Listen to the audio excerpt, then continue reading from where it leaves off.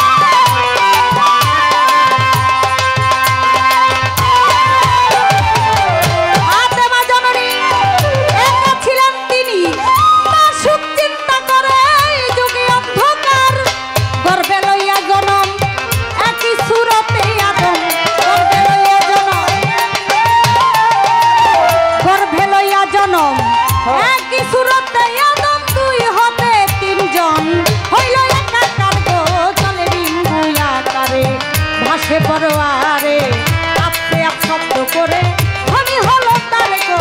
জলে বিম্বুয়া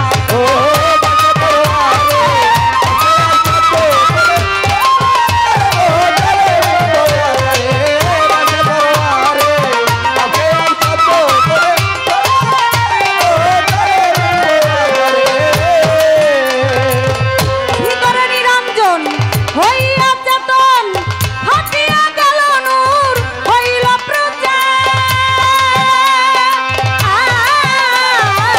ভিতরে নিরঞ্জন হইয়া চেতন,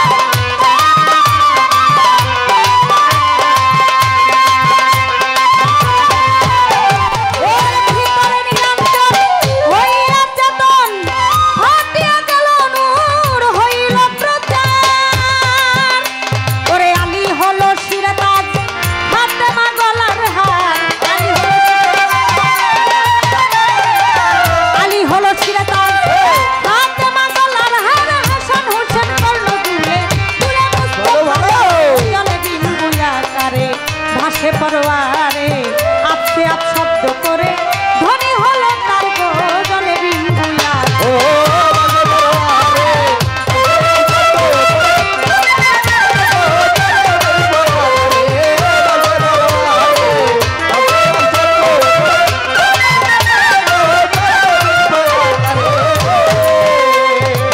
মোহাম্মদিনুরে 5টি অংশ ধরে একত্রে মিশাইয়া করেছে গলারি হার।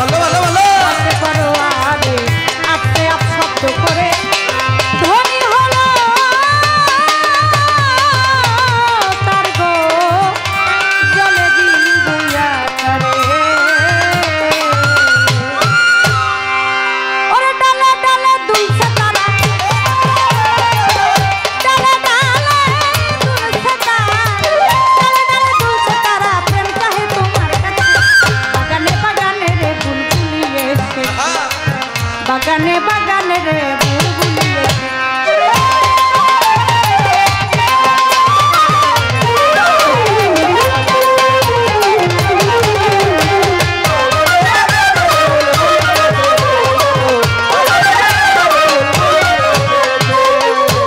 ধৈর্য ধরে নীরব থাকেন আপনারা যতই আসে কান নারী পুরুষ পালা গাইতেছি আমরা আপনারা শুনছেন আসে কান ধৈর্য ধরে নীরব থাকেন সবাইকে জানাই যেইভাবে তে কথা বলে কথা ভুলি নাই ধীরে ধীরে তাহার কথার জবাব যাব দিয়া আপনারা যারাই আছেন শুনিবেন বসিয়া পিতা আদম আলাইহিস সালাম মা হাওয়া বিবি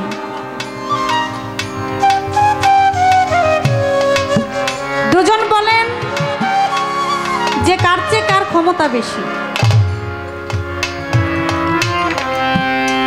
দুজনের রতি নিয়ে রাখলেন দুইটা শিশির মধ্যে কিছুদিন পরে দেখলেন পিতা আদম আলাইহিস সালামের বীর্য থেকে হয়েছেন শীষ নবী শিশির মধ্যে একজন বাচ্চা দেখা যায় আর মা হাওয়া বিবির রতি থেকে হয়েছে পোকামাকড়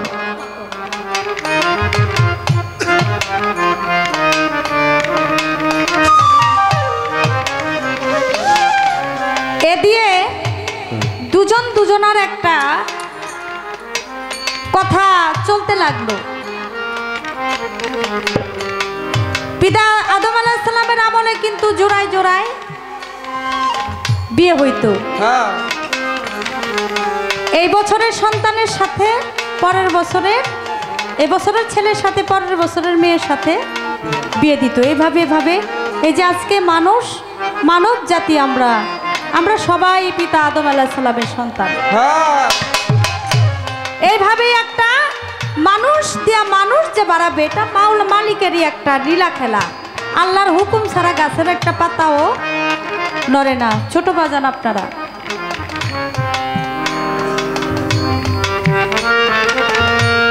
এই শীষ নবীকে বিবাহ করাবে এরকম কোনো জোড়া ছিল না কারণ সে তো শিশির থেকে জন্ম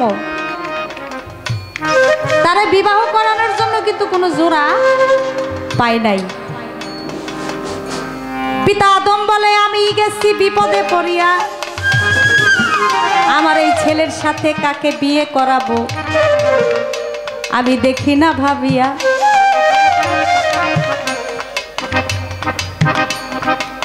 যে আমি জিততে গিয়ে আমি শিশির মধ্যে আমি সন্তান দিলাম আমার আল্লাহ বলে হে আদম তোমার এই সন্তানকে আমি নবী খাতায় নাম লেখাইলাম যার নাম হলো শীষ পয়গম্বর তাকে বিয়ে দিবে তার কোনো জোড়া পায় নাই আমার আল্লাহ পাক রব্বুল আলামিন বেহেশতে থেকে একটা হুর পাঠাইয়া দিলেন সেই হুরের সাথে শীষ নবীর সাথে আল্লাহ বিবাহ বন্ধনে আবদ্ধ করলেন উভয়ের জন্য কিন্তু বাবা উভয়ের প্রয়োজন আছে নারীর জন্য পুরুষের প্রয়োজন আছে পুরুষের জন্য নারীর প্রয়োজন আছে আছে আপনি যদি ভাবেন যে আমি যদি আজকে নারীকে তুচ্ছ করে কথা বলি তাহলে এটা মায়ের উপরে যাবে তাহলে আপনি গান সেভাবেই গাইবেন নারী ধ্বংসের কারণ নারী কিসের কারণ নারী যার জীবন ধ্বংস করছে তারে করছে আপনারে তো আর ধ্বংস করে নাই কথা সত্য নাকি আপনারাও করছে করলে বলবেন আপনি যদি ভালো থাকেন তাহলে আপনার নারী তো আপনার জন্য ভালো আপনি যদি গুণই বলেন নারীর যদি গুণ প্রচার করেন তাহলে ভালো মন্দ দুইটাই আছে পুরুষের মধ্যেও খারাপ আছে নারীর মধ্যেও খারাপ আছে আমরা খারাপ দিকে না গিয়ে আমরা খারাপটা ফেলে দিয়ে ভালো যে গুণ আছে নারীর মধ্যে কি গুণ পুরুষের মধ্যে কি গুণ সেই গুণগুলো আমরা তুলে ধরি কি বাবা? যার যার জন্য যে যারা এই আরামের ঘুম হারাম করে শীতের রাতে এত কষ্ট করে গান শুনতে আসছে, তারা যেন কিছু বুঝতে পারে, কিছু নিয়ে যেতে পারে। সকালবেলা যত না কয় দূর নারী পুরুষ পালা দিছে, হাই হার গিবত গাইছে, হাই হার গিবত গাইছে। গিবতের মধ্যে না গিয়ে ভালো, আপনি ভালো কথা বলছেন, তবে গানটা একটু দেখা গাইয়েন। কোন গানের মধ্যে একটু মানে বাজে কথা আছে? আমি আমার কাছে যেই গান আছে আমি বলি আপনার কাছে, আমি এটা কখনো বলি নাই, কখনো অহংকারও করি না। আপনি মার্কেটে বর্তমান শিল্পীরা, ভালো ভালো শিল্পীরা গান গায়, হাতে গোনা 5 জনের কাছে এই গান আছে কিনা আমার জানা নাই। এমন কোনো পালার গান নাই যে আমার কাছে নাই। আমার কাছে নারীর পালায় এমন গান আছে আপনি দাঁড়ায় একটা কথাও বলতে পারবেন না, কিন্তু আমি সেই গান আপনার সাথে আমি গাইব না। এই গান রাইখা দিছি, গাই নাই এখনো পর্যন্ত। ওই রকম যদি শিল্পী পাই ধুয়ে দেব তাইলে ওরা এক গানেই শেষ করে দিব। তাই অস্ত্র আছে আমার কাছে, আমি সব সব জায়গায় এটা ব্যবহার করি না, আমি প্রয়োজন মনে করি না। আপনি গান করবেন, আপনার পুরুষও ভালো, আমার নারীও ভালো। আমি পুরুষদেরকে সম্মান করি, কারণ পুরুষ আমার বাবা, যিনি আমাকে জন্ম দিয়েছে। মায়েরও গুণ আছে। মা যদি 10 মাস 10 দিন একটা সন্তানকে গর্ভে ধারণ না করে এই দুনিয়ার আলো না দেখাইতো, তাহলে আপনি মায়ের ঋণ কখনো দিয়ে শেষ করতে পারবেন না। যাক, চলে যাক, বেশি কথা আমি বেশি বলবো না রে ভাই। আমার কাছে প্রশ্ন করে আমি কথা ভুলি নাই। হযরত ওমর একদিন কি বা কাম করিল, মহিলাদেরকে বলেছিল পর্দার প্রয়োজন হলো। তখন নারী উঠে দাঁড়াইয়া বলে, ওই ওমর তোমারে জানাই। হযরত ওমরকে কেন এই কথা বলল সবারে শুধাই। হযরত ওমরকে আগেই বলে দেওয়া হয়েছিল যে তুমি যে মজলিস করতেছো বয়ান করার জন্য, সে বয়ানে পর্দা রাখবা যেন নারীরাও তোমার কথা শুনতে পারে। সেই পর্দাটা রাখা হয় নাই। আমার রাসূল করিম হযরত মুহাম্মদ সাল্লাল্লাহু আলাইহি সাল্লামের এক বিবি, এক স্ত্রী হযরত ওমরকে বলেছিল এই কথা। হযরত ওমর যখন বলেছিল নারীদের জন্য পর্দা করা দরকার, তখন আমার রাসূল করিম হযরত মুহাম্মদ সাল্লাল্লাহু আলাইহি সাল্লামের স্ত্রী বলেছিল, হে ওমর তুমি আমার কথা শোনো, হে ওমর তুমি আমার কথা শোনো। এই কথা বলেছিল। এটাতে কোনো পাপ হয় নাই, কারণ নবী করিম হযরত মুহাম্মদ সাল্লাল্লাহু আলাইহি সাল্লামের বিবিগণ আমাদের মা হয়। আমরা আমাদের মায়ের আদেশ অবশ্যই মানতে পারি, শুনতে পারি, এটা কোনো সমস্যা না। কারণ হযরত ওমর সেখানে পর্দার ব্যবস্থা করা হয় নাই দেখে এই কথা যখন বলছেন যে পর্দার প্রয়োজন, তখন আমার দয়াল নবীর স্ত্রী বলেছিল, হে ওমর আমার কথা শোনো।